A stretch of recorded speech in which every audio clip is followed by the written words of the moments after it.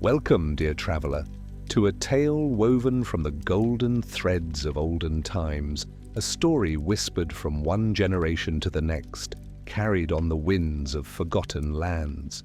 Tonight, as you settle into the warmth of your bed, allow yourself to be transported to a world where magic lingers in the air, where fate is etched in the stars, and where the secrets of an enchanted bird may yet unfold before your dreaming eyes. Breathe in deeply, and as you exhale, feel the weight of the day dissolve into the quiet hush of the night. Soft candlelight flickers in the distance, casting gentle shadows against the stone walls of an ancient castle.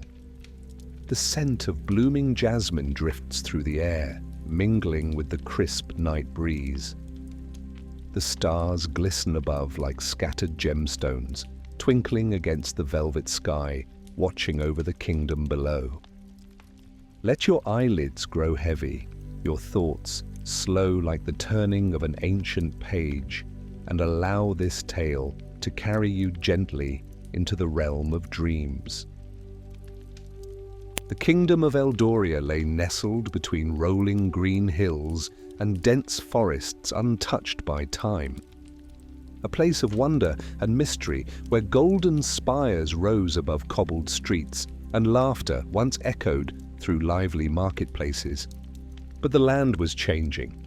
A hush had fallen over the people, a quiet unease settling into their hearts like a creeping winter frost. At the heart of the kingdom stood a castle, its stone walls weathered by the passage of centuries. Inside, the great hall was dimly lit by flickering torches, their flames swaying as though whispering secrets to the shadows that lingered in the corners. The king, once a pillar of strength and wisdom, now lay weak upon his grand bed, his breath shallow, his once vibrant eyes dull and weary. His people watched with bated breath, longing for a miracle, for something, anything that could lift the curse that had befallen their beloved ruler. Beyond the castle gates, the whisper of an ancient legend stirred once more, a tale of a golden bird whose radiant feathers possessed the power to restore what had been lost, to heal what was broken. But the bird dwelled in a place where few dared to tread, deep within the shadowed woods, where time was but a forgotten whisper, and the trees concealed secrets older than the kingdom itself. And so, the king's 3 sons prepared for their journey, each believing himself worthy of the quest. But as the moon cast its silver glow upon the castle's highest tower, fate had already begun to weave a story far greater than any of them could imagine. Close your eyes, dear listener, and let yourself drift into the heart of this tale, where adventure, mystery, and the soft wings of destiny await.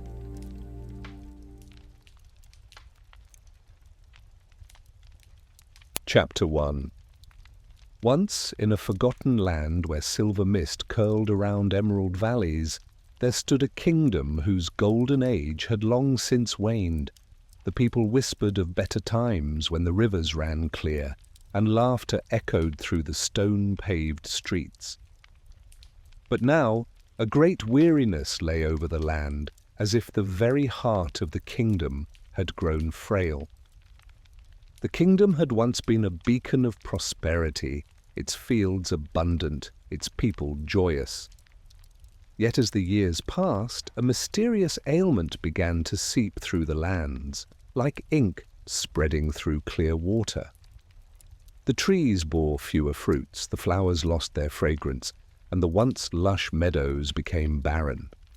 Animals that had once roamed freely in harmony with the people now disappeared into the depths of the woods, as if they too sensed the slow decay that spread through the land. At the heart of this growing despair was the king. Once strong and mighty, he had become frail, his once vibrant eyes dulled by an illness that no healer or wise man could diagnose. His presence, once commanding, was now weak, confined to the royal chambers where he lay motionless, watching the sun set each evening with the quiet resignation of a man whose time was slipping away. His sons, Eldric, Alric, and Thane, watched helplessly as their father faded before them, the weight of the kingdom now pressing upon their shoulders. Then on one fateful evening, as the twilight painted the sky in shades of gold and violet, a cloaked figure arrived at the castle gates. The guards hesitated, for there was something uncanny about the wanderer.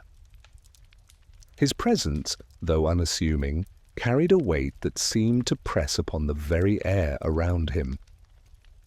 He moved with an ancient grace, his staff tapping against the stone pathway as he approached. "The golden bird," he whispered, his voice raspy yet commanding. "A single feather from its wing will restore your king. But beware, for it dwells in the deepest woods, where shadows whisper, and time forgets its name." The royal court fell silent. Many doubted the words of an old wanderer, dismissing him as another storyteller, spinning tales. But the queen, desperate for hope, clutched the king's hand and looked to her sons. "You must find this bird," she implored. "If there is even a whisper of truth to this legend, we must seize it." Thus the king's 3 sons, each eager to restore their father's health and prove their worth, vowed to seek the golden bird. Chapter 2. The first to depart was Prince Eldric, the eldest. He rode with a host of soldiers, his sword gleaming beneath the pale sun. He had always been a warrior, raised to lead armies and forge alliances with the strength of his blade. He carried with him the arrogance of the eldest, believing that sheer might and determination would bend fate to his will. On the road he met an old man sitting beside a twisted oak. The man's robes were tattered, his eyes keen and knowing. "A moment, noble prince," the man called. "The path ahead is treacherous. Take heed and listen." Eldric barely spared him a glance. "I have no time for beggars," he declared, spurring his horse forward. "My duty is to my kingdom, not idle chatter." The road led him into the shadowed woods where the trees grew dense and the air thickened like unseen hands closing around him. The further he rode, the more the path seemed to shift beneath his steed's hooves. The trees whispered, their voices like ghostly echoes from another world. Shadows slithered between trunks and unseen eyes watched from the darkness.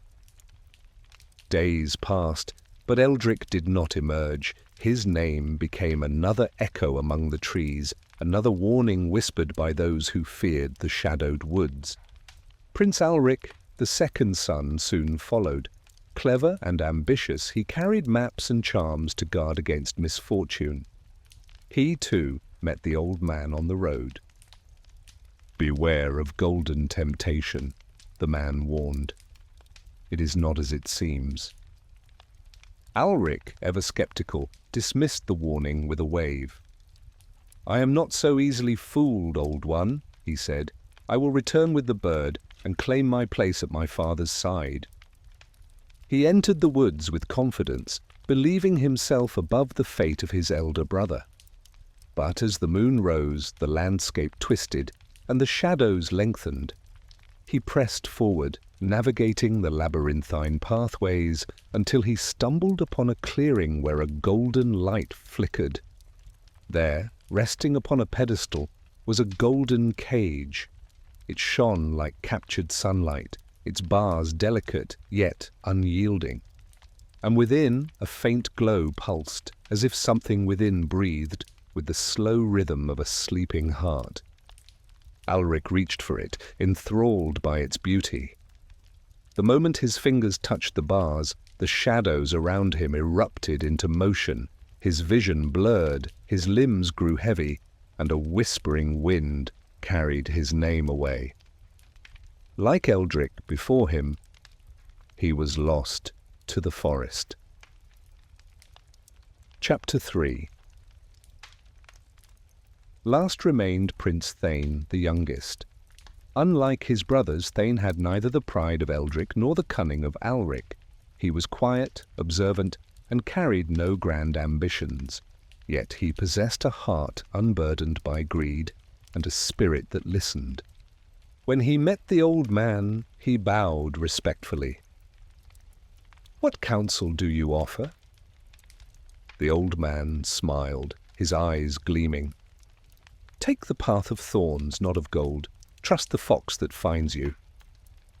Heeding the advice, Thane ventured into the shadowed woods. Unlike his brothers, he did not charge forward with arrogance or clever schemes. Instead, he moved carefully, feeling the rhythm of the forest, listening to its whispers rather than fearing them. For 3 days and nights he travelled through the ever-changing woods where shadows stretched impossibly long, and distant voices murmured words he did not understand.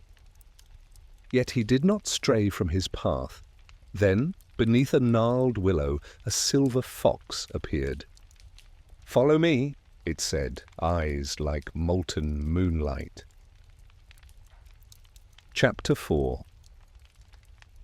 The silver fox led Thane deeper into the shadowed woods, where the trees grew impossibly tall, their branches interwoven like the vaulted ceilings of a cathedral. Moonlight barely pierced the dense canopy, and the path beneath his feet felt both ancient and alive, shifting subtly as if guiding him forward.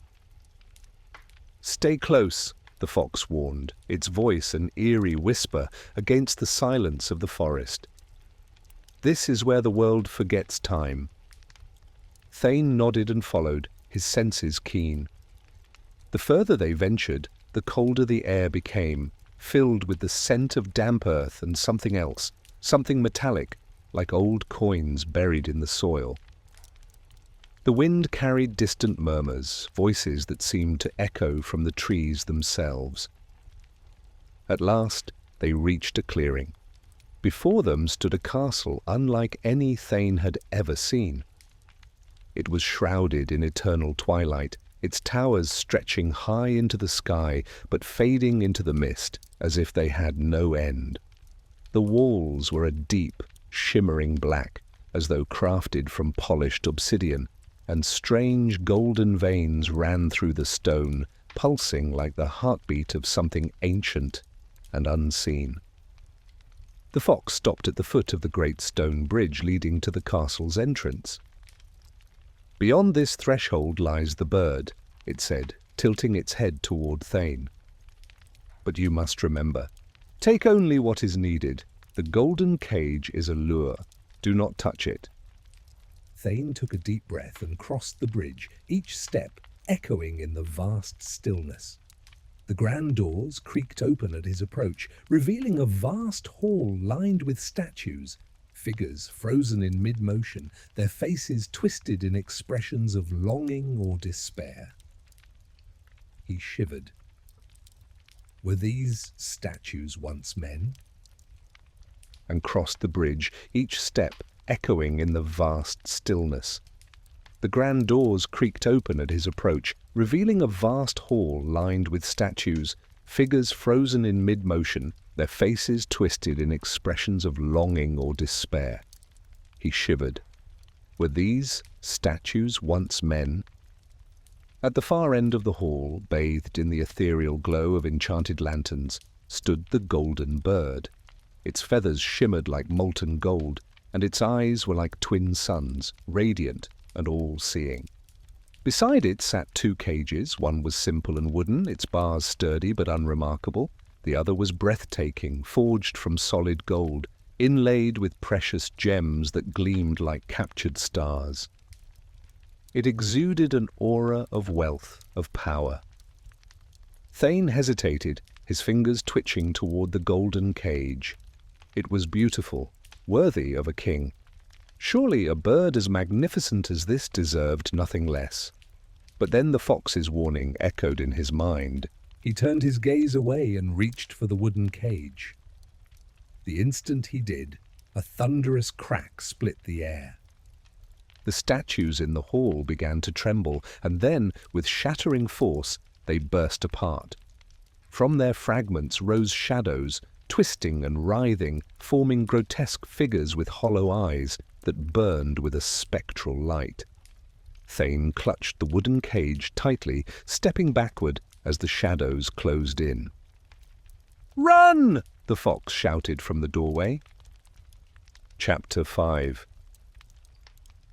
Thane sprinted through the grand hall, the shadows lunging at him from all sides. Their elongated limbs clawed at the air, their whispers a cacophony of lost souls pleading to be freed. The castle itself seemed to shake, its walls pulsating as if it were a living entity. He reached the threshold just as the silver fox leapt forward, its form glowing with an otherworldly light. It lashed out at the nearest shadow, driving it back with a burst of silver energy. "Hurry!" the fox barked, and Thane did not hesitate. He plunged into the darkened woods, the fox leading the way, as the shadows poured out from the castle like a rising tide. The path twisted and changed, attempting to ensnare them in its depths, but the fox wove a steady course through the labyrinth. At last, as dawn's first light touched the horizon, the trees began to thin, and the oppressive darkness receded. Thane collapsed onto the soft grass, gasping for breath. The golden bird, calm and composed, perched inside its wooden cage, tilting its head as if observing him with quiet amusement. "You have done well," the fox said, sitting beside him. "But your journey is not yet over." Thane looked up, his exhaustion replaced by determination. "What must I do?" The fox's eyes glowed faintly. "You must face the truth of men's hearts." Chapter 6. With the golden bird secured, Thane set off for home, the fox walking beside him. The journey back was quicker, as if the forest itself now guided him instead of opposing him. By the time he emerged from the trees, the kingdom lay ahead, its towers catching the morning sun in golden hues. He was met with great fanfare. The queen wept tears of joy, the people sang praises, and the king, pale and weak, was carried to the palace courtyard, where Thane presented him with a single golden feather. The moment it touched the king's brow, a warmth spread through his body. His eyes regained their light, his hands no longer trembled, and his voice, strong and clear, echoed across the courtyard as he called Thane his true heir. But that night, as the kingdom celebrated, the elder brothers conspired in the shadows. Consumed with envy, Eldric and Alric could not bear to see their younger brother succeed where they had failed. They waited until Thane was resting, exhausted from his journey, and stole into his chambers. They seized the golden bird and cast Thane into exile, telling the court he had failed, that the bird was theirs by right. Yet the golden bird did not sing. It remained silent, its gaze sharp as it watched the deception unfold. The king, sensing something amiss, questioned his sons, but they were clever, spinning lies of how they had bravely recovered the bird, while Thane had been unworthy. The queen, however, wept bitterly, for a mother's heart knows truth even when words deceive. Chapter 7. Days passed, and though the king regained his health, unease settled over the land. The golden bird remained silent, its radiant feathers dimming as if mourning. Then on the 7th night, as the kingdom lay in slumber, the bird let out a single note, a haunting melody that filled the halls like liquid gold. With that song, the truth unraveled. The elder brothers' treachery was revealed, their faces paling as the king's eyes burned with fury. They were stripped of their titles, their greed laid bare for all to see. And at the first light of dawn, Thane returned. The golden bird, now free, perched upon his shoulder, singing a song of new beginnings. As the kingdom rejoiced, The bird lifted its wings and soared into the sky, vanishing into the golden horizon. But as it disappeared, its final song carried a whisper. A new tale waits beyond the mountains, where silver mist curls around emerald valleys. A secret yet to be uncovered. But that is a story for another night.